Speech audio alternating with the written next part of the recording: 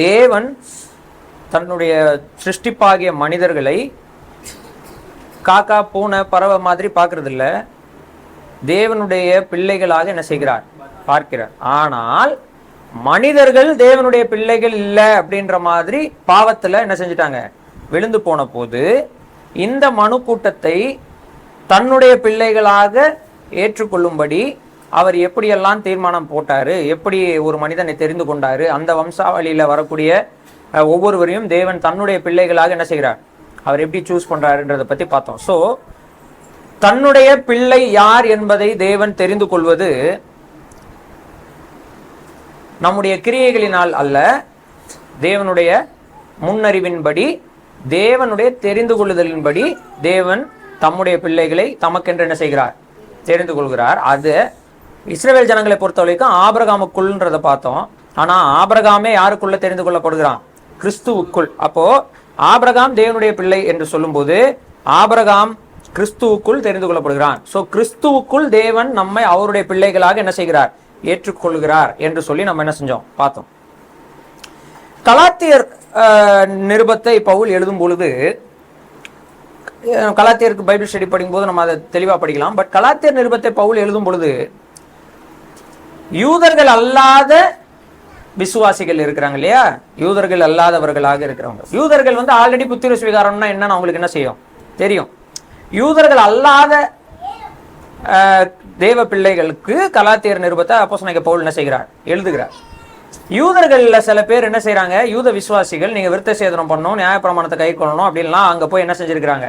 போதிச்சிருக்கிறாங்க. அப்போ இவர் சொல்றாரு அப்படிலாம் கிடையாது, வேறொரு சுவிசேஷம்லாம் கிடையாது, கிறிஸ்து இயேசுக்குள் யூதர் என்றும் இல்லை, கிரேக்கர் என்றும் இல்லை, அடிமை என்றும் இல்லை, சுயாதீன் என்றும் இல்லை என்று சொல்லி அவங்களுக்கு என்ன செய்யறாரு?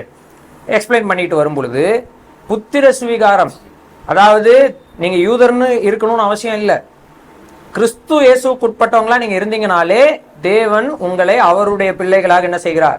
தத்தெடுத்துக் கொள்கிறார். நீங்க அவருடைய பிள்ளைகளாக இருக்கிறீர்கள் அப்படின்ற சத்தியத்தை சொல்லும் போது இந்த புத்திர சுவீகாரத்தை குறித்து நிறைய எக்ஸ்பிளைன் பண்றார். அதை தான் இப்ப நம்ம சுருக்கமா என்ன செய்ய போறோம்? பார்க்க போறோம். சரிங்களா? இப்ப கலாத்தியருக்கு எழுதின நிருபத்துல 3வது அதிகாரத்தை ஃபர்ஸ்ட் எடுத்துக்கலாம்.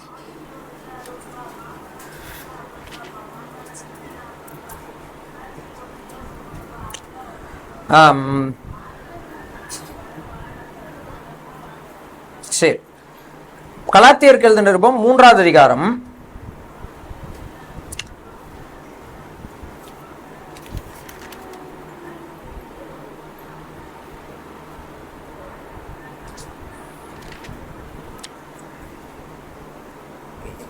26 இருந்து 29 வரைக்கும் கவனமா தெளிவா எல்லாரும் உங்க வேதாகமத்தை பார்த்து வாசிங்க. சிறு பிள்ளைகளை விட்டுருங்க, அவங்க என்ன பண்ணாலும் விட்டுருங்க.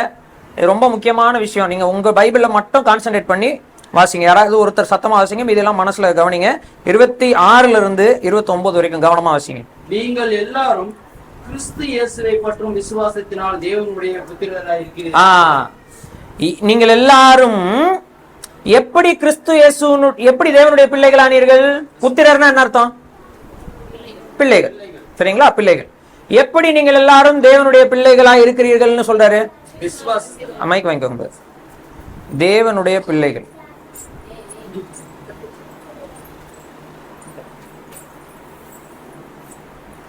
சரி, இப்போ ஒரு மனிதன் தேவனுடைய பிள்ளைகளாக எப்படி மாறுறான்? பிள்ளையாக எப்படி மாறுறான்? இங்க கலாத்தியர்ல போட்டிருக்கு, விசுவாசத்தினால். தெளிவா சொல்லிட்டாரா? விசுவாசத்தினால் யாராக மாறுறாங்க? தேவனுடைய பிள்ளைகள் ஆகிறாங்க. எந்த விசுவாசத்தினால்? கிறிஸ்து இயேசுவை பற்றும் விசுவாசத்தினால். கண்டபடி இல்ல, தேவன் என்னுடைய அப்பா அப்படின்னு விசுவாசிக்கிறதுனால இல்ல, கர்த்தராகிய இயேசு கிறிஸ்து என் பாவங்களுக்காக மரித்து அடக்கம் பண்ணப்பட்டு 3ஆம் நாள் உயிரோடு எழுந்ததுனால அவரை நான் விசுவாசிக்கும் போது நான் தேவனுடைய பிள்ளை ஆகிறேன்ற விசுவாசத்தினால ஒருவன் யாருடைய பிள்ளையாக மாறுறான்? தேவனுடைய பிள்ளையாக மாறுறான். இதுதான் சத்தியம். அப்படித்தானே போட்டிருக்கு. யோவான் 1:12 என்ன சொல்லுது? அவருடைய நாமத்தின் மேல் விசுவாசம் உள்ளவர்களாய் எத்தனை பேர்களோ அத்தனை பேர்களும் யாருடைய நாமத்தின் மேல்? இயேசு கிறிஸ்துவினுடைய நாமத்தின் மேல். அப்ப இது விசுவாசம் யார் மேல வைக்கணும்? கர்த்தராகிய இயேசு கிறிஸ்து. இவரை பற்றும் விசுவாசத்தினாலதான் ஒரு மனிதன் என்னவாகிறான்? தேவனுடைய பிள்ளையாக மாறுறான். இதை அவர் சொல்லிட்டார். இப்ப வாசிங்க. ஏனெனில் உங்களில் கிறிஸ்துவுக்குள்ளாக ஞானஸ்நானம் பெற்றவர்கள் எத்தனை பேரோ அத்தனை பேரும் கிறிஸ்துவை தரித்து கொண்டிருக்கிறார். இப்ப இயேசு கிறிஸ்துவை விசுவாசிச்சுட்டு கிறிஸ்து இயேசுக்குள் யார் யாரெல்லாம் ஞான ஸ்நானம் பெற்றாங்களோ அவங்கெல்லாம் என்ன யாரை தரித்து கொண்டார்கள் போட்டிருக்கு? கிறிஸ்துவை தரித்து கொண்டார். புரிஞ்சுங்களா? ஞான ஸ்நானம் எடுக்காதவர்கள் இடத்துல நீங்க சொல்ல வேண்டிய விஷயம் இதுதான். ஞான ஸ்நானம்ன்றது என்னன்னா, இயேசு கிறிஸ்துவனுடைய பிள்ளையாக, இயேசு கிறிஸ்துவுக்குள் நீ தேவனுடைய பிள்ளையாகவே இந்த பூமியில வாழ போகிறாய். உன் பழைய வாழ்க்கையை நீ என்ன செய்ய போற? விட்டுட போற. இனிமே நான் தேவனுடைய பிள்ளையாகவே இந்த பூமியில என்ன செய்ய போறேன்? வாழ போகிறேன் என்று சொல்லி வெளியில இருக்கிற உலகத்து மனுஷங்களுக்கு மட்டும் காட்டுறது மட்டும் அடையாளம் கிடையாது ஞானஸ்நானம்ன்றது. ஞானஸ்நானம்ன்றது எதுக்கும் எதுவாகவும் இருக்கு, வாழ்க்கையாகவும் இருக்குது. கிறிஸ்து இயேசுவை தரித்து கொள்ளுகிற ஒரு முறைமையாகவும் எது இருக்கிறது? ஞானஸ்நானம் இருக்கு. அதாவது புதிய மனிதனை நான் தரித்து கொண்டேன்றதுக்கு அடையாளமே இதுதான், ஞானஸ்நானத்துல கீழ்ப்படுகிறது தான். சரியா? சரி, அப்போ ஒரு மனுஷன் விசுவாசிக்கிறான், தேவனுடைய பிள்ளையாக மாறுறான், அவன் ஞானஸ்நானமும் என்ன செய்யறான்? பெற்றுக்கொள்கிறான். இப்போ ஒரு சைக்கிள் என்ன, அவனுக்குள்ள ஒரு முழுமை கிடைக்கிறது. சரியா? ஒரு மனிதன் என்ன செய்யறான்னா, முதல்ல தேவனுடைய பிள்ளையா மாறுறான். எப்படி? விசுவாசிக்கிறான். விசுவாசித்தல், ஏற்றுக்கொள்ளுதல்,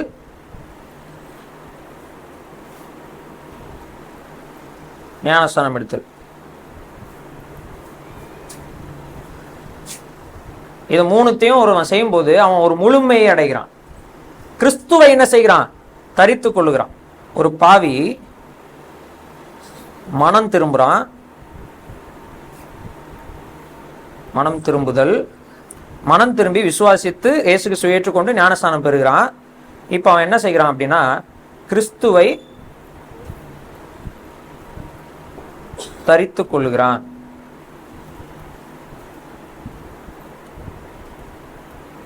கிறிஸ்துவை தரித்து கொள்ளுகிறான்னா என்ன அர்த்தம்? கிறிஸ்துவை தரித்து கொள்ளுகிறான்னா என்ன அர்த்தம்? அப்படின்னா என்ன அர்த்தம்? கிறிஸ்துவை எடுத்து மாட்டிக்கிறான் அப்படின்னா என்ன அர்த்தம்? அவன் சாட்சியாக என்ன செய்கிறான்? சாட்சியாக இருக்கிறான். சாட்சி. சாட்சினா எதுக்கு சாட்சி? ஒரு பாவி மனம் திரும்பும் பொழுது, இயேசு கிறிஸ்துவை விசுவாசிக்கும் பொழுது அவன் எல்லா அநியாயம் நீக்கப்பட்டு தேவனுடைய பிள்ளையாக மாற்றப்படுகிறான். அவன் தேவனுடைய பிள்ளையாக மாற முடியும் என்பதற்கும், ரட்சிக்கப்பட முடியும் என்பதற்கும், அழியாத வாழ்க்கையை பெற்றுக்கொள்ள முடியும் என்பதற்கும், மனம் திரும்புதலுக்கும் பாவ மன்னிப்புக்கும் யார் தான் சாட்சி? யார் சாட்சி?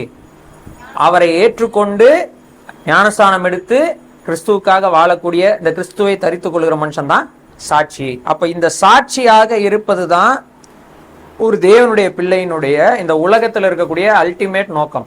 ஏன்னா கர்த்தராகிய இயேசு கிறிஸ்து லூக்கா எழுதின சுவிசேஷத்துல என்ன சொல்லியிருக்கிறாரு பாருங்க. லூக்கா எழுதின சுவிசேஷம் 24வது அதிகாரம்.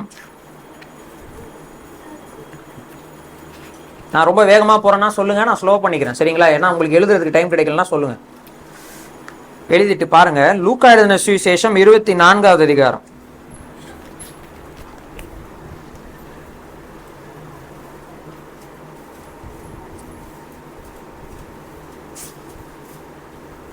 எடுத்துட்டீங்களா எல்லாரும்?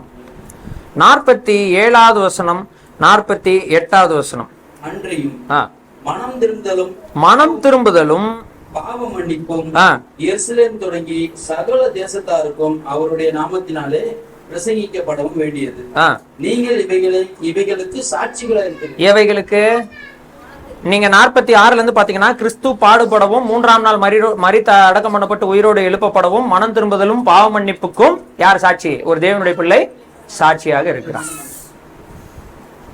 கரெக்டுங்களா? அதனால இயேசு கிறிஸ்துவை வெளிக்காட்டி வாழ்வது, நான் ஒரு தேவனுடைய பிள்ளை என்பதை என் வாழ்க்கையினாலே நான் வெளியே காட்டக்கூடியதுக்கு பேர் தான் இயேசு கிறிஸ்துவை தரித்து கொள்ளுதல். யார் இயேசு கிறிஸ்துவை தரித்து கொள்ளுகிறான்னா, இயேசு கிறிஸ்துவை ஏற்றுக்கொண்டு விசுவாசித்து இயேசு கிறிஸ்துவை ஏற்றுக்கொண்டு ஞானஸ்நானம் பெற்றவன். அங்கதான் அந்த முழுமை அடையுது. நான் இயேசு கிறிஸ்துவை ஏற்றுக்கொண்டேங்க, நான் தேவனுடைய பிள்ளைங்க, நான் தேவனுடைய பிள்ளைங்கன்னு சொல்லிக்கிறது யூஸ் இல்லை. ஞானஸ்நானமும் என்ன செய்யணும்? அதுல கீழ்ப்படியும். புரியுங்களா? ஞானஸ்நானம் எடுத்தவர்கள் இப்ப அவர் இயேசு கிறிஸ்துவை தரித்து கொண்டார்கள். சரி, இப்ப சொல்றாரு பாருங்க 28, 29 கலாத்தியர் 3. அதனால என்ன இல்லை, இனி யூதன் கிரேக்கன் கிரேக்கன், வாசிங்க அந்த வசனம். யூதன் என்றும் கிரேக்கன் என்றும் இல்லை, அடிமை என்றும் சுயாதீனன் என்றும் இல்லை, ஆண் என்றும் பெண் என்றும் இல்லை, நீங்கள் எல்லாரும் கிறிஸ்து இயேசுவுக்குள் ஒன்றாய் இருக்கிறீர்கள். போதும். இந்த டிஃபரன்ஸே இனிமேட்டு இல்லை. இந்த டிஃபரன்ஸ் இனிமேட்டு இல்லை.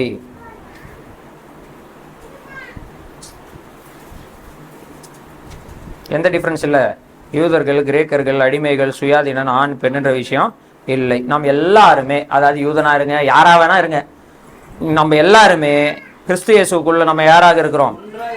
ஒன்றாக இருக்கிறோம். இப்போ புத்திர சுவீகாரத்தை பத்தி 29ஆம் வசனத்துல சொல்றார். இப்படி நீங்கள் கிறிஸ்துவினுடையவர்களானால், நீங்க கிறிஸ்துவுக்குள்ளானவர்களானா இல்ல கிறிஸ்துவின் உடையவர்களானா நீங்க யாராக இருக்கிறீங்க? பாத்தீங்களா? அப்போ அந்த அந்த சந்ததிக்குள்ள வந்துடும். யாரு? எந்த சந்ததிக்குள்ள? ஆபிரகாமின் சந்ததிக்குள்ள வந்துடும்.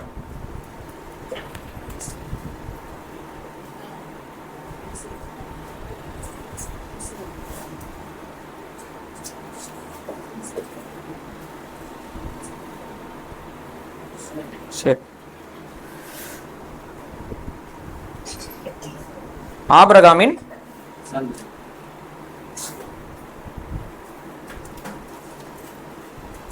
ஆபிரகாமின் சந்ததினா என்னது? தெரிந்து கொள்ளப்பட்ட சந்ததி.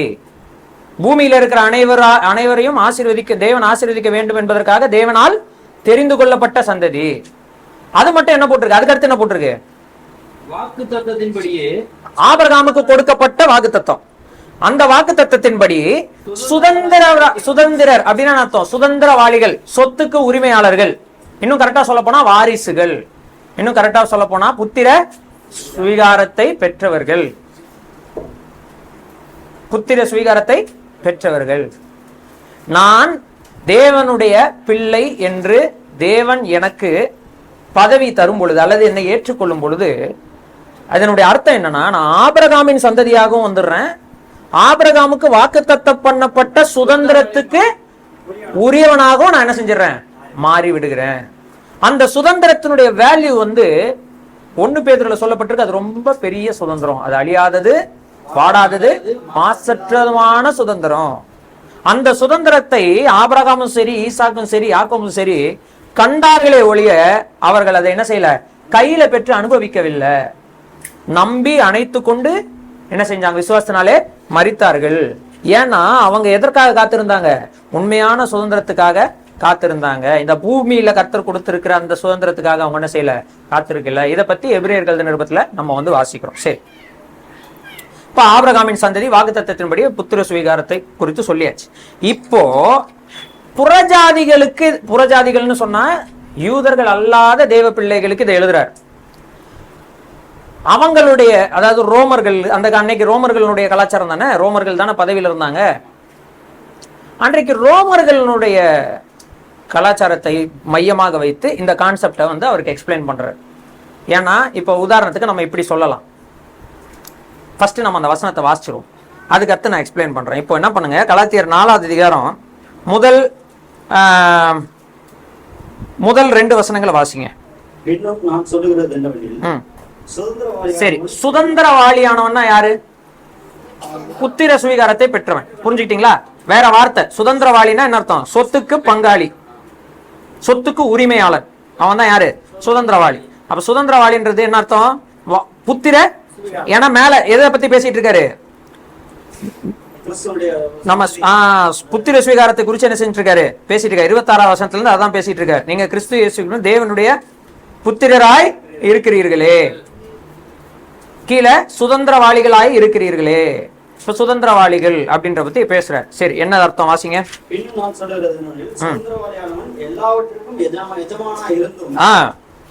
அவன் சிறு பிள்ளையாயிருக்கும் காலம் அளவும் அவனுக்கும் அடிமையானவனுக்கும் வித்தியாசம் இல்லை.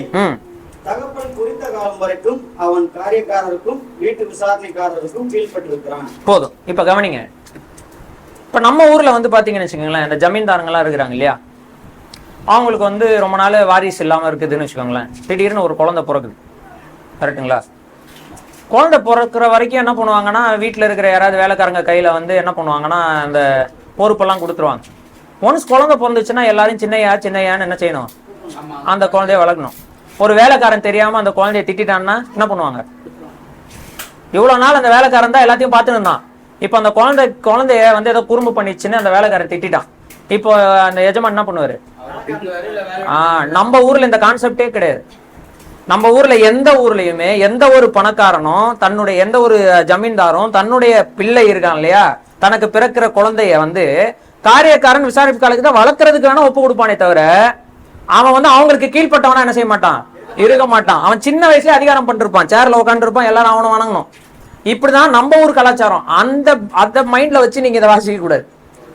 நம்ம ஊர்ல வந்து இந்த கான்செப்டே கிடையாது. இது வந்து ரோமர்களுடைய கலாச்சாரம். ஒரு பெரிய பணக்காரன்னு வச்சுக்கோங்களேன், அவனுக்கு வந்து பிள்ளைகள் பிறக்கிறாங்க, ஒரு 10 பிள்ளைங்க பிறக்கிறாங்கன்னு வச்சுக்கோங்க. இந்த 10 பிள்ளைகளும் ஒரு குறிப்பிட்ட வயதை அடையும் வரைக்கும் பற்பல விஷயங்களுக்கு அவங்க வகுப்புக்கு போவாங்க. எப்படி சொத்தை மெயின்டைன் பண்றது, எப்படி பணத்தை ஹேண்டில் பண்றதுல இருந்து அவங்க வந்து போர் பயிற்சியில இருந்து எல்லா பயிற்சியும் என்ன செய்வாங்க, கற்றுக் கொடுப்பாங்க. அப்ப அவன் காரியக்காரருக்கும் விசாரணைக்காரருக்கும் கீழ்பட்டவனா தான் என்ன செய்யணும், இருக்கணும். அந்த அவனை வணங்குறது அந்த மாதிரி கான்செப்ட் எல்லாம் கிடையாது. ஒரு குறிப்பிட்ட வயசு வந்த உடனே அந்த ரோம தளபதியோ அந்த பெரிய ஆளோ என்ன தெரியுமா பண்ணுவாங்க, இப்ப 10 பிள்ளைங்க இருக்காங்கன்னா அதுல பையனை கூப்பிட்டு இந்தா நீ தான் இது எல்லாத்துக்கும் ராஜான்னு சொல்லி கொடுக்க மாட்டான். நம்ம ஊர் மாதிரி கிடையாது. யாரு வந்து பொறுப்பானவனாக இருக்கிறான்றதை பார்த்து தகப்பன் தான் செலக்ட் பண்ணுவான் யாருன்னு. அடுத்த சுதந்திரவாளி ஒருவேளை கடைசி பையனா கூட என்ன செய்யலாம், இருக்கலாம். அவன் செலக்ட் பண்றதான், தெரிந்தெடுத்தல் அடிப்படையில தான் புத்திர சுவீகாரம் யாருக்கு கிடைக்கும், குழந்தைங்களுக்கு கிடைக்கும். அது வரைக்கும் அவன் யாருக்கு கீழ்பட்டவனா இருக்கணும், கீழ்பட்டு அப்படி இருக்கணும். அது வரைக்கும் அவன் தான் உரிமையாளனா இருந்தாலும் அவன் யாருக்கு கீழ்பட்டவனா தான் இருக்கணும். பிறந்த உடனே சொல்ல மாட்டாங்க இவன் தான் அடுத்து எனக்கு வாரிசுன்னு சொல்ல மாட்டாங்க. அந்த வயசு வரைக்கும் அந்த கான்செப்டை தான் இவ்வளவு நாள் நம்ம ஏற்கனவே பழைய ஏற்பாட்டுல பார்த்துட்டு வந்துட்டோம். ஆனா இதை ரோமர் புறஜாதி விசுவாசிகளுக்கு எக்ஸ்பிளைன் பண்றதுனால அவங்களுடைய வழக்கத்தின்படியே அவங்களுக்கு என்ன செய்யறாரு, இந்த கான்செப்டை எக்ஸ்பிளைன் பண்றாரு. அதை தான் இப்ப இங்க சொல்றாரு. என்ன சொல்றாரு பாருங்க. இப்ப நம்ம இப்படி பார்க்கலாம், நம்ம எல்லாரும் யாருடைய பிள்ளைகள், தேவனால் படைக்கப்பட்ட அனைவரும் யாரு, நம்ம எல்லாரும் தேவனுடைய பிள்ளைகள், கரெக்டா? ஆனா நம்ம எல்லாரும் உண்மையாலுமே தேவனுடைய பிள்ளைகளானா இல்ல. ஏன்? நம்ம எல்லாரும் பாவிகள். அதனால நாம் பிசாசினால் உண்டானவர்களாக மாறி போயிட்டோம், கரெக்டா? தேவனால் உண்டானவன் தேவகுமாரன், கரெக்டா?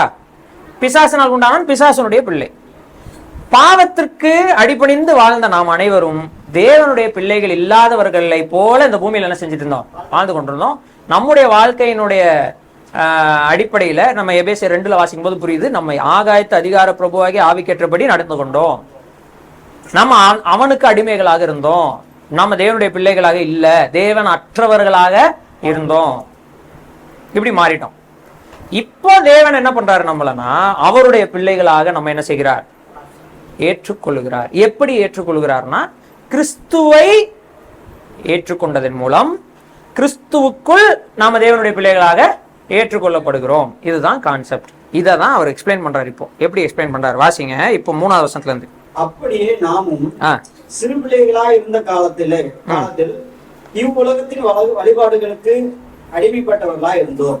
சரி, என்ன இருங்க. இப்போ நம்ம சிறு பிள்ளைகளா இருந்த காலத்தில்னா நாம சின்ன பிள்ளைங்களா இருக்கும் போதுன்னு அர்த்தம் இல்ல. நாம் பாவத்துல இருக்கிற காலத்தில், தேவனுடைய பிள்ளைகளாக இருக்கிறதுக்கு முன்னாடி உள்ள காலத்தில் எதுக்கெல்லாம் அடிமைப்பட்டவர்களா இருந்தோம்? முற்காலம் போடுறேன். முற்காலத்துல என்னது? உலக வழிபாடுகள். என் டிரான்ஸ்லேஷன் சொல்லுது உலகத்தில் உள்ள அஞ்ஞான பழக்க வழக்கங்கள், உலக பாரம்பரியங்கள். அப்புறம் வாசிங்க வாசிங்க வாசிங்க.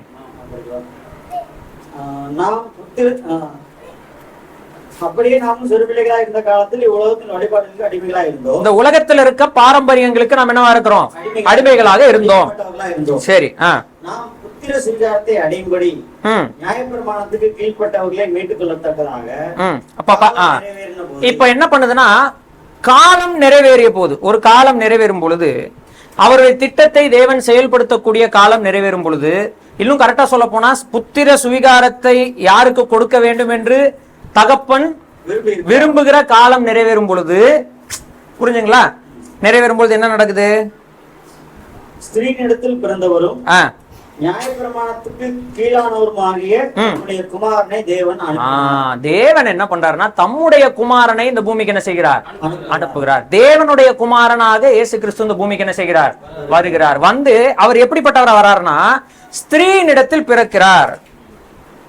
இப்ப தேவகுமாரன் என்ன பண்றாரு? தேவ குமாரன் காலம் நிறைவேறின போது ஸ்திரீனிடத்தில்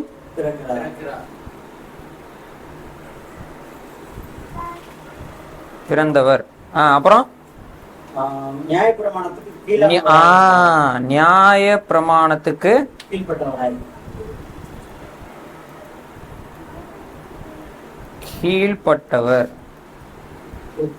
கீழ்ப்பட்டவராக என்ன செய்கிறார்?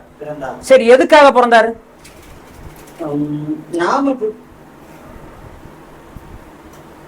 மேல வசனம் சொல்லிட்டு தான், மேல வசனத்துல அது சொல்லியிருக்கு.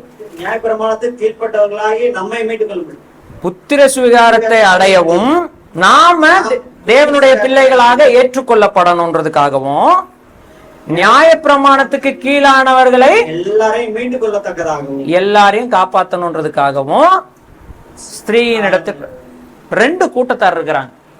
நியாய பிரமாணத்துக்கு கீழே இல்லாதவங்க யாரு? இன்னொரு கூட்டம் இருக்கிறாங்க. அவங்க யாரு? அதனால ஒரு காமன் மேனாகவும் அவர் வராரு, நியாய பிரமாணத்துக்கு கீழ்பட்ட ஒரு யூதனாகவும் அவர் என்ன செய்கிறார்? அப்படித்தானே போட்டிருக்கு. ஸ்திரீனிடத்தில் பிறந்தவர்கள் எல்லாருமே இல்லையா? குறிப்பிட்ட இந்த ஜாதியில் இருக்கிற ஸ்திரீயின் இடத்தில் பிறந்தவர் இல்ல, ஸ்திரீயின் இடத்தில் பிறந்தவர். அது வந்து எதை குறிக்குது? காமன். இது யூதர்.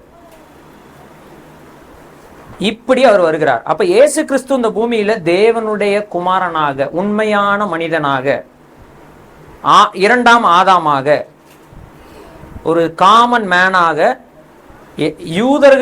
யூதர்களுடைய அடையாளமாகவும் ஒரு காமன் மேனாகவும் இயேசு கிறிஸ்து இந்த பூமிக்கு என்ன செய்கிறார்? வந்து எதுக்காக வர்றாருன்னா நமக்கு தேவனுடைய பிள்ளைகள் என்கிற அதிகாரத்தை தேவன் நமக்கு தரணுன்றதுக்காகவும், நியாய பிரமாணத்துக்கு கீழே இருக்கிற எல்லாரையும் என்ன செய்யணும்? காப்பாற்றணுன்றதுக்காகவும் அவர் என்ன செய்கிறார்? வருகிறார். ஆனா இதுல இன்னொரு விஷயமும் நம்ம புரிஞ்சுக்கணும். நியாய பிரமாணத்துக்கு கீழேனா எழுதி கொடுக்கப்பட்ட நியாய பிரமாணத்துக்கு கீழே மட்டும் தான் யூதர்கள் இருந்தாங்க.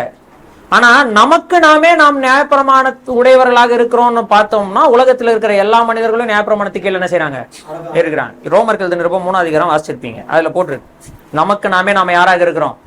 நியாய பிரமாணமாக இருக்கிறோம். நம்முடைய மனசாட்சி நமக்கு குற்றம் உண்டு குற்றம் இல்லை என்று நமக்கு என்ன செய்கிறது? உணர்த்துகிறதா இருக்கிறது. அப்போ இங்க யூதன் சரியாது, புறஜாதியும் கிடையாது, எல்லாருமே ஒரு நியாய பிரமாணத்துக்கு கீழே வந்துடுறோம். அந்த நியாய பிரமாணத்துக்கு கீழே இருக்கிறவங்களை அந்த நியாய பிரமாணத்தின் தண்டனையிலிருந்து காப்பாற்றணுன்றதுக்காகவும், தேவனுடைய பிள்ளைகளாக அவர்களுக்கு அதிகாரத்தை தேவன் தர வேண்டும் என்பதற்காகவும், ஸ்திரீனிடத்தில் பிறந்தவராகவும் நியாய பிரமாணத்துக்கு கீழே இருக்கிறவராகவும் இயேசு கிறிஸ்து இந்த பூமிக்கு என்ன செய்கிறார்? இப்ப இயேசு கிறிஸ்து யாராக வந்தாருன்னு மேல பாக்குறோம்? தேவகுமாரன். தேவன் தம்முடைய குமாரன் அப்படின்னா தேவனுடைய குமாரனாக இயேசு கிறிஸ்து வருகிறார். இப்ப அடுத்து வாசிங்க. மேலும் நீங்கள் புத்திரராயிருக்கபடினால் அப்பா பிதாவே என்று கூப்பிடத்தக்கதாக தேவன் தமது குமாரனுடைய ஆவியை உங்கள் இருதயங்களில் இப்ப என்ன பண்றாருன்னா, இந்த கர்த்தராகிய இயேசு கிறிஸ்து என்ன செஞ்சாருன்றது அங்க இல்ல, அது ஆல்ரெடி தெரியும். என்ன செஞ்சாரு? அவர் மரித்தார், அடக்கம் பண்ணப்பட்டார், 3ஆம் நாளில உயிர்த்தெழுந்தார். அடக்கம் பண்ணப்பட்டார், மரித்தார், அடக்கம் பண்ணப்பட்டார், 3ஆம் நாள் உயிரோடு எழுந்தார். எப்படி உயிரோடு எழுந்தார்? ரோமருக்கு எழுதின நிருபம் 8ஆவது அதிகாரத்துல சொல்லி இருக்கிறபடி தேவனுடைய ஆவியானவர் கிறிஸ்துவை மரித்தோரிலிருந்து என்ன செய்தார்? உயிரோடு எழும்பி வர பண்ணினார். அப்படித்தானே போட்டிருக்கு. பாருங்க, ரோமர் எழுதின நிருபம் 8ஆவது அதிகாரம் 11ஆவது வசனம் பாருங்க. அன்றியும் இயேசுவை மரித்தோரிலிருந்து எழுப்பினவருடைய ஆவி உங்களில் வாசமாயிருந்தால், கிறிஸ்துவை மரித்தோரிலிருந்து எழுப்பினவர் உங்களில் வாசமாய் இருக்கிற தம்முடைய ஆவியினாலே சாவுக்கு எதுவான உங்கள் சரீரங்களையும் உயிர்ப்பிப்பார். அப்போ இயேசு கிறிஸ்துவை மரித்தோரிலிருந்து எழுப்பினவருடைய ஆவி. அப்ப இயேசு கிறிஸ்துவை மரித்தோரிலிருந்து எழுப்பினவர் தேவன். இப்ப தேவனுடைய ஆவியினாலே கர்த்தராகிய இயேசு கிறிஸ்து மரித்தோரிலிருந்து என்ன செய்கிறார்? உயிரோட எழுந்துகிறார். இது ரோமர் 8 நம்ம என்ன செய்யறோம்? வாசிக்கிறோம். இப்ப இங்க கலாத்தியர்ல என்ன சொல்றாரு? கலாத்தியர்ல 6வது வசனம். மேலும் நீங்கள் புத்திரராய் இருக்கிறபடியினால் இப்போ யாரெல்லாம் இந்த கர்த்தராகிய இயேசு கிறிஸ்துவை சொந்த ரட்சகராக ஏற்றுக்கொள்கிறார்களோ அவர்கள் எல்லாரும் ரோமர் கழுத நிருபம் கலாத்தியர் கழுத நிருபம் 3வது அதிகாரம் 26வது வசனத்தில் சொல்லி இருக்கிறபடி இயேசு கிறிஸ்துவை பற்றும் விசுவாசத்தினால் நாம் தேவனுடைய புத்திரராக இருக்கிறோம். அப்ப இயேசு கிறிஸ்துவை பற்றும் விசுவாசத்தினால நாம எப்படி தேவனுடைய புத்திரராக இருக்கிறோம்னா, இயேசு கிறிஸ்துவை மரித்தோரிலிருந்து எழும்பி வர பண்ணின அந்த ஆவியை தேவன் நம்முடைய இருதயத்தில் என்ன செய்கிறார்? இப்ப இந்த இயேசு கிறிஸ்துவை மரித்தோரிலிருந்து எழுப்பினவருடைய ஆவியை நம்முடைய இருதயத்துக்குள்ள அனுப்பினதுனால பாவிகளாக இருந்த நாம இப்ப என்ன செய்யப்பட்டிருக்கிறோம்? பாவம் நீக்கப்பட்டவர்களாக, மீட்டெடுக்கப்பட்டவர்களாக நமக்குள் அவர் அப்பா பிதாவே அப்பா என்று அப்பா என்று நம்முடைய தேவனை உரிமையோடு அழைக்கக்கூடிய அந்த அந்த தகுதியை தேவன் நமக்கு என்ன செய்திருக்கிறார்? தந்திருக்கிறார். அந்த ஆவி யாருடைய ஆவி? தேவனுடைய தேவகுமாரனுடைய ஆவி. அப்படிதானே? தேவன் தமது குமாரனுடைய ஆவியை அப்படிதானே போட்டிருக்கு? தேவன் தமது குமாரனுடைய ஆவியை உங்கள் இருதயங்களில் அனுப்பினார். குமாரனுடைய ஆவி. குமாரன் தேவனை அப்பா என்று என்ன செய்கிறார்? அழைக்கிறார். பிதாவே என்று என்ன செய்கிறார்? அழைக்கிறார். அப்படிதானே? பரலோகத்தில் இருக்கிற எங்கள் பிதாவே, பிதாவே இவர்களுக்கு மன்னியும். பிதாவே இங்க இருக்கிறவர்கள் என் நிமித்தம் அல்ல, இங்க இருக்கிறவர்கள் விசுவாசிக்கும்படி இவனை உயிரோட எழும்பி வர பண்ணும் பிதாவே அப்படின்னு குமாரன் என்ன செஞ்சாரு? அழைத்து கொண்டிருந்தார்.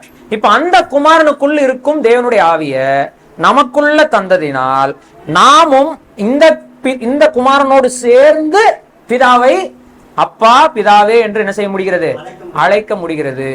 இதுதான் புத்திர சுவிகாரம். அப்போ புத்திர சுவிகாரத்தை நம்ம தனியாக பெற்றுக்கொள்ளவில்லை.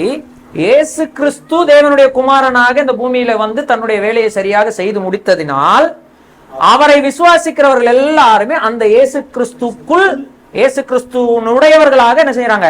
மாறிடுறாங்க. யாரெல்லாம் இயேசு கிறிஸ்துவை பற்றும் விசுவாசத்தினால் அவருடையவர்களாக இருக்கிறார்களோ, கலாத்தியர் 3வது அதிகாரம் கடைசி வசனத்தின் அடிப்படையில் இயேசு கிறிஸ்துவுடையவர்கள் தேவனுடைய புத்திரராக அவருடைய சுதந்திரவாளிகளாக என்ன செய்யறாங்க? மாற்றப்படுகிறாங்க. இதுதான் புத்திர சுவிகாரம். இதுதான் தத்தெடுத்தல். புரிஞ்சுச்சுங்களா? இப்ப என்ன சொல்றாரு பாருங்க. இப்ப 7வது வசனம். ஆகையால் இனி நீ அடிமையா இராமல் புத்திரனாய் இருக்கிறாய். புத்திரனானால் கிறிஸ்துவின் மூலமாய் தேவனுடைய சுதந்திரமாய் இருக்கிறாய். கிறிஸ்துவை எடுக்கவே முடியாது. கிறிஸ்துவுக்குள் மட்டுமே இவ்வளவு ஸ்லாக்கியமும் நமக்கு என்ன செய்யுது? கிடைக்குது. இந்த விஷயத்தை இவ்வளவு நேரம் நம்ம படிச்ச விஷயத்தை சுருக்கமா எபேசியர்கள் நம்ம ஒரே லைன்ல சொல்லிடுறாரு. என்ன சொல்லிடுறாரு? கிறிஸ்துவுக்குள் அவருடைய இல்ல இல்ல இல்ல கிறிஸ்துவுக்குள் உன்னதங்களிலே சுவிகார புத்திரராய் இருக்கும்படி முன் குறித்தார் அப்படின்னு போட்டு. புரிஞ்சுச்சுங்களா? புரிஞ்சுச்சுங்களா? இதுதான் புத்திர சுவிகாரத்தை பற்றிய விளக்கம். அதனால இனிமேல் நீங்க வந்து என்ன செய்யக்கூடாதுன்னா, நான் வந்து ஏதோ ரோட்ல அனாதையா இருந்தேன், அங்க அனாதையா இருக்கிறவன் தேவனுடைய பிள்ளையே கிடையாது, நான் அனாதையா இருந்தேன், அங்க இருந்து கர்த்தர் என்ன எடுத்து கொடுத்தாருன்ற மாதிரி என்ன செய்யக்கூடாது, நினைக்கக்கூடாது. நாம இயேசு கிறிஸ்துக்குள் தேவனுடைய பிள்ளைகளாக மாற்றப்பட்டிருக்கிறோம். நாமே வாலண்டியரா நான் தேவனுடைய பிள்ளையா இருக்க மாட்டேன்னு போனவங்க. தேவன் நம்மை அப்படியே விடாமல் தம்முடைய குமாரனை அனுப்பி, அதனாலதான் அவர் உயிரோடு எழுந்த உடனே முதல்ல அவர் மகதலேனா மரியாதை பார்த்து சொல்லும் போது சொன்னது, நீ போய் என் சகோதரருக்கு சொல், நான் என் தேவனிடத்திற்கும் உங்கள் தேவனிடத்திற்கும் என் பிதாவினிடத்திற்கும் உங்கள் பிதாவினிடத்திற்கும் ஏறி போகிறேன் அப்படின்னு அவர் சொன்னதுக்கு ரீசன் என்னன்னா இதுதான். அதே தான் எபிரேயர் கழுதை நிருபத்தில் போட்டிருக்கு. உம்முடைய நாமத்தை என் சகோதரன் நடுவிலே துதித்து சபை நடுவிலே உம்மை பாடுவேன் என்று குமாரன் சொல்வதாக எபிரேயர் கழுதை நிருபத்தில் என்ன செய்யப்பட்டிருக்கு? சொல்லப்பட்டிருக்கு. சகோதரர்கள் என்று தேவன் நம்ம என்ன செய்து, கர்த்தராகிய இயேசு கிறிஸ்து நம்ம என்ன செய்திருக்கிறார்? இப்படிதான் தேவன் நம்மை கிறிஸ்து இயேசுக்குள்ள உலக தோற்றத்துக்கு முன்னாடி என்ன செய்தார்? ஏன்னா இயேசு கிறிஸ்து உலக தோற்றத்துக்கு முன்னாடி இருக்கிறார். ஒருவேளை இயேசு கிறிஸ்து ஒரு சாதாரண மனிதனாக அவர் தேவன் இல்ல, சாதாரண மனுஷன், அவர் ஒரு தீர்க்கதரிசி அப்படின்னு சொன்னா லேட்டரா தான் இயேசு கிறிஸ்துக்குள்ள தேவன் எல்லாரையும் தேர்ந்தெடுத்துக்கணும். அப்படி இல்லை. அவர் தேவனாக இருக்கிறார், அவர் உலக தோற்றத்துக்கு முன்பதாகவே இருக்கிறார், சகலமும் அவருக்குள் சிருஷ்டிக்கப்பட்டதுன்றதுனால அவர் தனக்குள்ளே நம்மை தேவனுடைய பிள்ளைகளாக மாற்றுவதற்கான திட்டமுடையவராக உலக தோற்றத்துக்கு முன்பதாகவே இருக்கிறபடினால இயேசு கிறிஸ்துவுக்குள்ளே உலக தோற்றத்துக்கு முன்னமே நாம் தேவனுடைய பிள்ளைகள் என்று முன்குறிக்கப்பட்டிருக்கிறோம், அவராலே தெரிந்து கொள்ளப்பட்டிருக்கிறோம். யாரெல்லாம் இயேசு கிறிஸ்துவனுடைய குள் வருகிறார்களோ அவர்கள் எல்லாரும். இப்ப புரிஞ்சிச்சிங்களா உங்களுக்கு? சரி, இப்போ நம்ம எபேசியர் கழுதை நிருபம் வந்துடலாம். ஃபர்தர் நம்ம படிக்க போற விஷயங்களை படிக்க ஆரம்பிக்கலாம். யாருக்காவது இது வரைக்கும் தெரிந்து கொள்ளுதல், முன்குறித்தல், முன்னறிதல், புத்திர சுவிகாரம் இப்படிப்பட்ட டாபிக்ல ஏதாவது டவுட் இருக்கா? 6 கிளாஸ் முடிச்சிட்டோம் நம்ம. யாருக்காவது ஏதாவது டவுட் இருக்கா? இல்லைன்னா இல்லைன்னு சொல்லிடுங்க, இருக்குன்னா இருக்குன்னு சொல்லுங்க. எதுவுமே இல்லாம அப்படியே பார்த்துட்டு இருந்தா எப்படி? இருக்கான்னு யோசிச்சுட்டு இருக்கீங்களா? சரிங்க பிரதர். யாராவது தண்ணி கொஞ்சம் கொடுங்களேன் குடிக்கிறதுக்கு. அந்த பாட்டில் வேண்டாம், அந்த பாட்டில் வேண்டாம். நான் தண்ணி குடிக்கிற கேப்ல யோசிச்சிருங்க டவுட் இருக்குதான். தேங்க்யூ.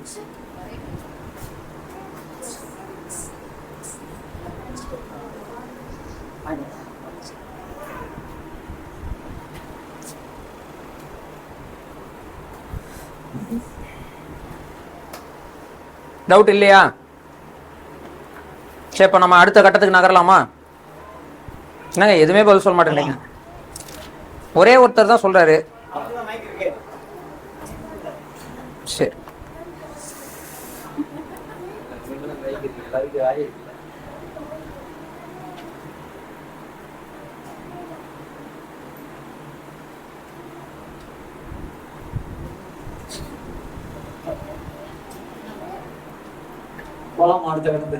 எபேசியர் 1ஆவது அதிகாரம் 3 to 14 வரைக்கும். இதுதான் வேதாமத்தில் ஒரு நீண்ட வாக்கியம், ஏற்கனவே நம்ம படிச்சது. இப்போ நம்ம என்ன பண்ண போறோம்னா, இந்த 3 to 14 இருக்கிற அர்த்தத்தை இவ்வளோ நாள் இத்தனை வகுப்புகளை நம்ம எதை படிச்சுட்டு இருந்தோம்? கான்செப்ட்ஸ், உள்ளுக்குள்ள இருக்கக்கூடிய சில விஷயங்கள், சில போதனைகளை நம்ம கற்றுக்கொண்டு இருந்தோம். அதில் இருக்கக்கூடிய குழப்பங்கள் இருக்கு அப்படின்னால கொஞ்சம் தெளிவாக நம்ம அதை படிக்கிறதுக்காக படித்தோம். இப்போ நம்ம என்ன பண்ண போறோம்னா, இந்த 3 to 14 இருக்கக்கூடிய அர்த்தத்தை, அதுக்குள்ள இருக்கக்கூடிய மீனிங் எல்லாம் நம்ம என்ன செய்ய போறோம்? படிக்க போறோம். இப்பதான் நம்ம டைரக்டா அது லெட்டருக்குள்ள போறோம். சரி, இப்போ இதை 3ஆக நம்ம பிரிக்க போகிறோம். குடும்பம் தண்ணி வேணும், இதை வச்சுக்கிறேன்.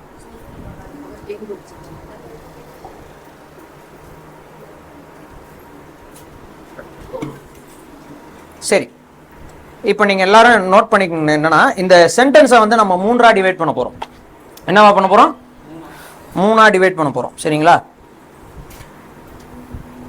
1 3 to 14. இதுல 3ஆவது வசனம் இன்ட்ரோடக்ஷன். 3ஆவது வசனம் என்னது? அறிமுகம். எதுக்கு? இந்த 3 to 14 இருக்கிற உண்மையினுடைய அறிமுகம் 3ஆவது வசனம். சரிங்களா? இப்ப என்ன பண்ணலாம், 3 to 6 வரைக்கும் ஒரு பகுதி, அதுக்கப்புறம் 7 to 12 வரைக்கும் ஒரு பகுதி, 13 14 ஒரு பகுதி. இப்படி பிரிச்சு நம்ம அந்த பகுதி என்ன செய்ய போறோம்? படிக்க போகிறோம். இந்த 3 to 14 வரைக்கும் மனிதனை தேவன் மீட்டெடுக்கும்படியான திட்டத்தை குறித்த விரிவாக்கமாக தான் அங்க என்ன செய்யப்பட்டிருக்கு? சொல்லப்பட்டிருக்கு. கடந்த காலத்திலே, முற்காலத்திலே, உலக தோற்றத்துக்கு முன்பதாக அங்க இருந்து இன்னைக்கு நம்ம இங்க உட்கார்ந்துட்டு இருக்க வரைக்கும் உள்ள வரலாறு சுருக்கமாக அதுல என்ன செய்யப்பட்டிருக்கு, சொல்லப்பட்டிருக்கு. அப்போ நம்முடைய நிலை எவ்வளவு மேலானது என்பதை தேவன் நமக்கு இந்த பகுதியில் என்ன செய்கிறார், பரிசுத்த ஆவியானவர் மூலமாக அப்போஸ்தலர்கள் கொண்டு இதை என்ன செய்திருக்கிறார், கற்றுக் கொடுக்கிறார். இதுதான் இப்ப நம்ம பார்க்க போறோம். இருக்கிற நேரத்தில் இந்த 3 பகுதிகளில் யாராவது ஒன்னோ இல்லை 2 பகுதியோ நம்ம படிக்க முயற்சி செய்யலாம். சரிங்களா? இப்போ 3 இருந்து 6 வரைக்கும் உள்ள பகுதியை வாசிங்க. நம்முடைய கர்த்தராகிய இயேசு கிறிஸ்துவின் பிதாவாகிய தேவனுக்கு ஸ்தோத்திரம். அவர் கிறிஸ்துவுக்குள் உன்னதங்களிலே ஆவிக்குரிய சகல ஆசீர்வாதத்தினாலும் நம்மை ஆசீர்வதிக்கிறார். தமக்கு முன்பாக நாம் பரிசுத்தமுள்ளவர்களும் குற்றமில்லாதவருமாய் இருப்பதற்கு அவர் உலகத்திற்கு முன்னே கிறிஸ்துவுக்குள் நம்முடைய அன்பிலே நம்மை தெரிந்து கொண்டார். பிரியமானவருக்குள் தாம் 6 வரைக்கும் வாசிட்டீங்களா? இல்ல பிரியமானவருக்குள் தாம் நமக்கு தந்தருளின தம்முடைய கிருபையின் மகிமைக்கு புகழ்ச்சியாக தம்முடைய தயவுள்ள சித்தத்தின்படியே நம்மை இயேசு கிறிஸ்துவின் மூலமாய் தமக்கு சுலிகார புத்தராகும்படி முன்குறித்திருக்கிறார். போதும். இதுல மெயினா யாரு வந்து சப்ஜெக்ட்ங்க? 3ல இருந்து 6 வரைக்கும் யாரு வந்து சப்ஜெக்ட்? யாரை பற்றி வாசிக்கிறோம்?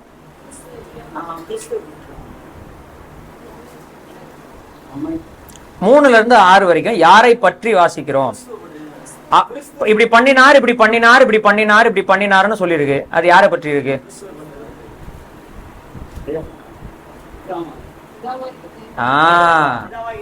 பிதாவாகிய தேவனை குறித்து சொல்லி இருக்கிறது. அப்போ 3ல இருந்து 6 வரைக்கும் சப்ஜெக்ட் யாரு?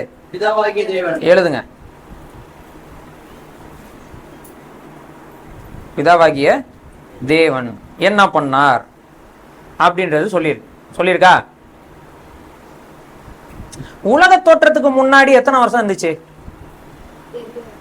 தெரியாது. அததான் வேத வல்லுநர்கள் என்ன சொல்றாங்கன்னா கடந்த கால நித்தியம்னு சொல்றாங்க. என்ன சொல்றாங்க? ஏன் கடந்த கால நித்தியம்ன்றாங்க? எத்தனை வருஷம் நமக்கு தெரியாது. தேவன் முதல் நாள் ஆயிற்றுன்னு சொல்லும் போதுதான் முதல் நாள் நமக்கு தெரியும். கரெக்டா? அதுக்கு முன்னாடி வரைக்கும் எத்தனை நாள் இருந்தாலும் முதல் நாள் தான். ஆமாவா இல்லையா? முதல் நாளுக்கு முன்னாடி எத்தனை நாள் இருந்தாலும் தேவன் முதல் நாள்னு சொன்னாதான் முதல் நாள். அப்ப அதுக்கு முன்னாடி எத்தனை நாள்? அதுதான் முதல் நாள். தேவன் ஆரம்பித்ததுதான் துவக்கம். அப்ப தேவன் ஆரம்பிக்கிறார்னா அவர் அதுக்கு முன்னாடியே இருக்கிறார். எவ்வளவு நாள் இருக்கிறார் தெரியாது. இததான் கடந்த கால நித்தியம் என்று சொல்லி இருக்கு. இப்ப பிதாவாகிய தேவன் இப்ப நம்ம வாசிச்ச எல்லா விஷயத்தையும் இப்படி பண்ணாரு, இப்படி பண்ணாரு, இப்படி பண்ணாரு, இப்படி பண்ணாருன்னு வாசிச்சோம்ல, இதெல்லாம் எப்ப பண்ணாரு? அப்ப பிதாவாகிய தேவன் இது வந்து அவர் சப்ஜெக்ட். டைம் எப்போ? கடந்த கால நித்தியம். இங்கிலீஷ்ல சொன்னா இட்டர்னல் பாஸ்ட், இல்லைன்னா நித்திய கடந்த காலம். எப்படி வேணா எழுதி. புரியலையா? தேவன் வந்து ஒரு விஷயத்தை ஆரம்பிக்கிறாருமா, இன்னைக்குதான் முதல் நாள் அப்படின்னு ஆரம்பிக்கிறார். அப்படின்னா அதுக்கு முன்னாடி தேவன் இருக்கிறார். எவ்வளவு வருஷமா இருக்கிறார் தெரியாது. அவருக்கு காலமும் தேவையில்லை, நேரமும் தேவையில்லை. நாட்களும் காலங்களும் வருஷங்களும் மனுஷனுக்காக தான் தேவன் உருவாக்கினாரே தவிர தனக்காக அல்ல. அவருக்கு காலம் 24 மணி நேரம் கால்குலேஷன், ஒரு கால்குலேஷன் யாருக்கு தேவையில்லை? தேவனுக்கு தேவையில்லை. ஆமா, காலத்தை அவர் உருவாக்கும் போதுதான் டைம்ன்றது என்ன செய்யுது, ஆரம்பிக்குது. அப்ப அதுக்கு முன்னாடி வரைக்கும் அதுக்கு பேரு கடந்த கால நித்தியம். கடந்த கால நித்தியம். அது எவ்வளவு காலம் தெரியாது. அது எவ்வளவு காலம்னு சொன்னாலே நித்தியம் கிடையாது. இல்ல, இப்ப நம்ம நித்திய வாழ்க்கை வாழ போறோம்னு சொல்றோம். எத்தனை வருஷம்னு சொல்லிட்டா அது நித்தியம் ஆயிருமா இல்லையா? இப்ப நான் நித்திய ஜீவனை பெற்றுக்கொண்டேன், அழியாத வாழ்க்கையை பெற்றுக்கொண்டேன், என்றென்றும் வாழ போகிறேன் போட்டிருக்கு. என்றென்றும் 1000 வருஷம் வாழ போகிறேன்னு சொல்லிட்டு அது என்றென்றும் ஆயிடுமா? ஜஸ்ட் 1000 years ஆயிடும். கரெக்டா? இப்ப நம்ம வந்து ஒரு 50 வருஷம் இந்த உலகத்துல வாழ்றதே நித்தியத்தை கழிக்கிற மாதிரி இருக்கு இல்லைங்களா? ஒரு 100 years அப்படின்னு சொன்னா அது நித்தியம் கிடையாது. 1000 வருஷம் சொன்னா நித்தியம் கிடையாது. அது மாதிரி கடந்த காலத்திலும் நித்தியம் இருந்தது. எது வரைக்கும்னா தேவன் ஆரம்பிக்கும் வரைக்கும். அங்கதான் காலமே ஆரம்பிக்குது. அதுக்கு முன்னாடி காலம் இல்லாத காலமா இருந்தது. புரியுதா இல்லையா? காலம் இல்லாத ஒரு காலம் இருந்தது. காலத்தை ஆரம்பிக்கிறதுக்கு தேவனுக்கு காலம் வந்தது. அப்ப தேவன் காலத்தை ஆரம்பிச்சார். இப்பெல்லாம் சொன்னா ரொம்ப குழம்பிடும். விஷயம் ஒண்ணுதான். தேவன் ஆதி ஆகமத்தில் முதல் நாள் என்று சொல்ற வரைக்கும் அது முன்னாடி இருந்த அந்த காலத்துக்கு பேர் என்னது? கடந்த கால நித்தியம். இப்ப நீங்க எபேசியர்ல 3-6 வரைக்கும் வாசிச்ச இந்த பகுதியில தேவன் நம்மை குறித்து சொல்லப்பட்டிருக்கிற, நமக்கு செஞ்சிருக்கிறார், இப்படி எல்லாம் பண்ணினார்னு சொல்லி இருக்கிற எல்லாத்தையும் அவர் எப்ப பண்ணாருன்னு போட்டிருக்கு? உலகத்து தோற்றத்துக்கு முன்னாடியே. அப்படின்னா கடந்த கால நித்தியத்தில் தேவன் நமக்கு என்ன செய்தார் என்பது 3-6 வரைக்கும் சொல்லப்பட்டிருக்கிறது. சரிஞ்சிச்சு? புரிஞ்சிச்சா? சரி, இப்போ 7-12 வாசிங்க. அடுத்த பகுதி. அவருடைய கிருபையின் ஐஸ்வர்யத்தின்படியே. யாரு? தேவனுடைய தேவனுடைய கிருபையின் ஐஸ்வர்யத்தின்படியே கர்த்தராகிய இயேசு கிறிஸ்துவின் ரத்தத்தினாலே பாவ மன்னிப்பாகிய மீட்பு கிறிஸ்துவுக்குள் நமக்கு உண்டாயிருக்கிறது. அந்த கிருபையை தேவன் சகல ஞானத்தோடும் புத்தியோடும் எங்களிடத்தில் பெருக பண்ணினார். காலங்கள் நிறைவேறின போது விளங்கும் நியமத்தின்படி பரலோகத்தில் இருக்கிறவைகளும் பூலோகத்தில் இருக்கிறவைகளும் ஆகிய சகலமும் கிறிஸ்துவுக்குள்ளே கூட்டப்பட வேண்டும் என்று தமக்குள்ளே தீர்மானித்திருந்த தம்முடைய தயவுள்ள சித்தத்தின் ரகசியத்தை எங்களுக்கு அறிவித்தார். மேலும் கிறிஸ்துவின் மேல் முன்னே நம்பிக்கையாயிருந்த நாங்கள் அவருடைய மகிமைக்கு புகழ்ச்சியாகும்படிக்கு தமது சித்தத்தின் ஆலோசனைக்கு தக்கதாக எல்லாவற்றையும் நடப்பிக்கிற அவருடைய தீர்மானத்தின்படி, தேவனுடைய தீர்மானத்தின்படியே நாங்கள் முன்குறிக்கப்பட்டு கிறிஸ்துவுக்குள் தேவனுடைய சுதந்திரம். 11-12 வரைக்கும் வாசிட்டீங்க, ரைட்? இந்த செகண்ட் ஆப்ஷன் இருக்குல்ல, 7-12 வரைக்கும் யாருடைய செய்கையை குறித்து அதிகமாக சொல்லி இருக்கிறது? தேவன் தான் செயல்படுறாரு. யாரை கொண்டு எல்லாத்தையும் செய்யறாரு? யாரை கொண்டு? கிறிஸ்து. அப்போ செகண்ட் ஆப்ஷன்ல மெயின் சப்ஜெக்டா யார் வருகிறார்? இயேசு கிறிஸ்து. கர்த்தராகிய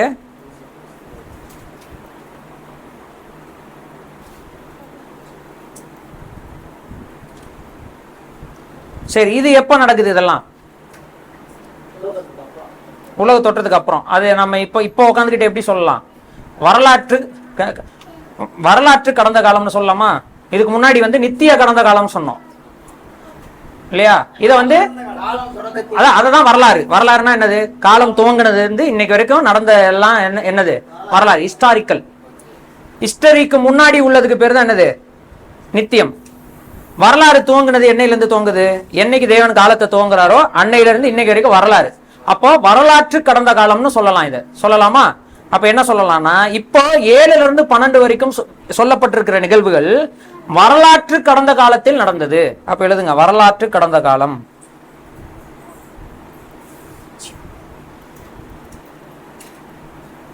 ஹிஸ்டாரிக்கல் பாஸ்ட். இங்கிலீஷ்ல எழுதுறவங்க எழுதிக்கோங்க, இங்கிலீஷ்ல ஈஸியா இருக்கும். Eternal past, historical past. வரலாற்று கடந்த காலம். சரியா?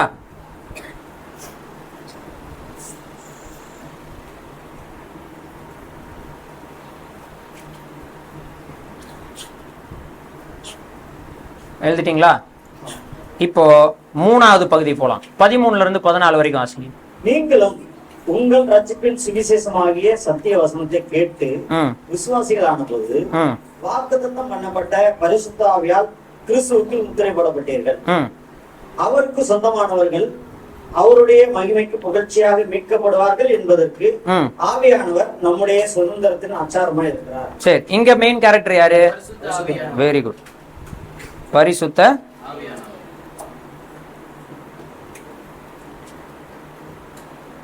ஆவியானவர். சரி, இது எப்ப நடக்குது? இதை எப்படி சொல்லலாம்னா, நீங்கள்னு நம்மை பத்தி சொல்றாரு இல்லையா? அப்போ நம்ம என்ன சொல்லலாம்? பெர்சனல் பாஸ்ட், தனிப்பட்ட கடந்த காலம் சொல்லலாமா? நம்முடைய தனிப்பட்ட வாழ்க்கையில் கடந்த காலத்தில் நிகழ்ந்தது அப்படி சொல்லலாமா? நம்முடைய தனிப்பட்ட வாழ்க்கையில இந்த விஷயம் கடந்த காலத்தில் என்ன செஞ்சிருச்சு? நடந்துருச்சு. அப்ப இதை பெர்சனல் பாஸ்ட்னு எழுதிக்கோங்க. தனிப்பட்ட கடந்த காலம்.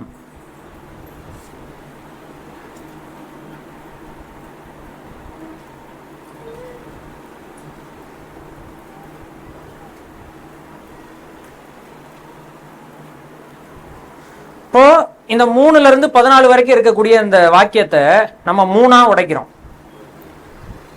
உலக தோற்றத்துக்கு முன்னாடி தேவனுடைய செய்கைகள், உலகம் தோன்றினதிலிருந்து இயேசு கிறிஸ்துவனுடைய மரணம் அடக்கம் உயிர்த்தெழுதலினால் வரலாற்றில் நடந்த தேவனுடைய செய்கைகள், இயேசு கிறிஸ்துக்குள்ள அந்த இயேசு கிறிஸ்துவனுடைய மரணம் அடக்கம் உயிர்த்தெழுதலினால மீட்கப்பட்டவர்களுடைய வாழ்க்கையில் பரிசுத்த ஆவியினால் நம்முடைய தனிப்பட்ட வாழ்க்கையில் கடந்த காலத்தில் நடந்த தேவனுடைய செய்கைகள்.